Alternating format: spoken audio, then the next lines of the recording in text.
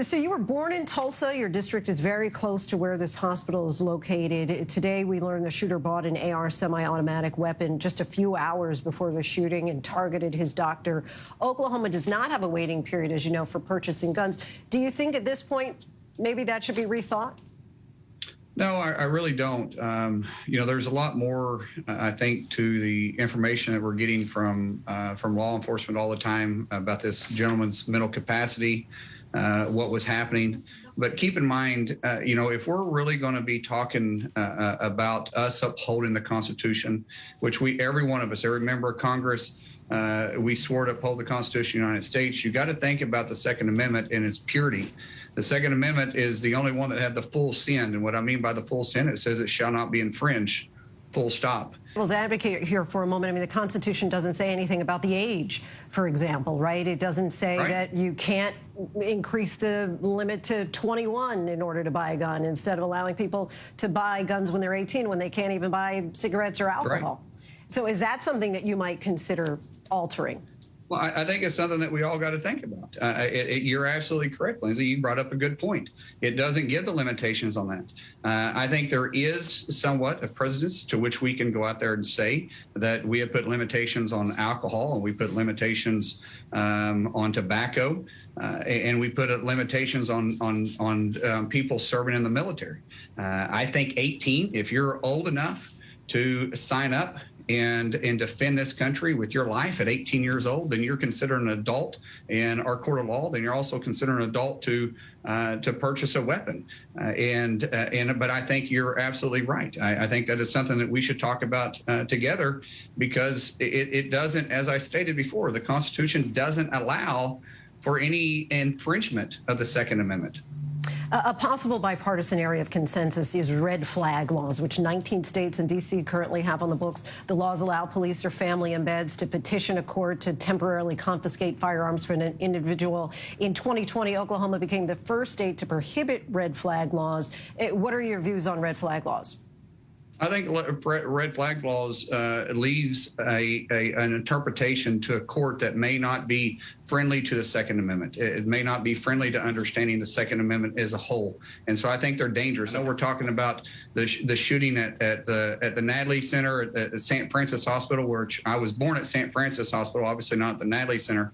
And so when we start talking about situations like that, those are situations to which you can't really control. Someone has a situation to where they're going to, they have ill will to an individual. There's multiple ways that can be carried out. When we start talking about protecting our kids at our schools, there's also a way that, if we're really serious about that, how we can protect our schools immediately. And that's a conversation we should be having. How can we make our schools a hard target? How can we fund federally? How can we fund our schools to make sure that they're no longer a soft target and open to predators, truly predators that want to have this ill-conceived idea that they have power over someone because of mental illness? How can we start securing our schools? And I think the federal government has a role to play in that. And so the conversation is to be much deeper than just talking about gun control. So just a really quick question here. For somebody who has a history of mental illness, you feel that they should be able to go in and buy a gun? Do I have that right, or am I misconstruing that? Well, I mean, what is considered mental illness? PTSD sometimes is considered mental illness, right? And these are individuals that have served the country. Just because you have some issues doesn't mean mental illness. So how do you define mental illness? We're still trying to figure out how to even treat mental illness. Very slippery for us to leave that up to our courts, because you and I both know our courts never make political decisions. Well, we know that's wrong. Our courts are always ruling on political things, and our judges, for some reason, are constantly putting their personal opinion on a lot of their rulings now. And that is something that I'm not willing to trust the courts with. You've spoken about mental health quite a bit, and many agree that more money is necessary there. An analysis of Connecticut's red flag law in place since 1999 found that for every 10 to 20 guns taken away that led to one averted suicide. Is a part of mental health ensuring authorities have a way of taking guns away from people who might use them to harm themselves or others? I know you're saying that, it's so broad and everything, but would there even be any line of delineation where you might say somebody who has gone to a therapist and said, you know what, I've been having these visions of performing some kind of mass shooting and potentially harming myself, would you say that that person should still be able to go into a gun store? I think it's hard for us to say that right now. Right now, if it's a criminal, if it's a convicted felon, they shouldn't have a gun. I'll circle back to this, Lindsay. What about securing our schools? What about making schools a hard target again? Do you realize there's $123 billion that we put out to COVID to these schools, and only 5% of it's been spent? What if we were to take that $123 billion and reappropriate it to these schools and say, secure your schools with this, and have federal standards on how they actually do that? Well, I know that in Texas they did earmark a significant amount of money. The current governor earmarked a significant amount of money to securing schools, and tell the parents at Robb Elementary what good that money did. Well, I'm not familiar with what the state of Texas did and how they did it. We're talking about federal fixes. We're talking about protecting our kids at school.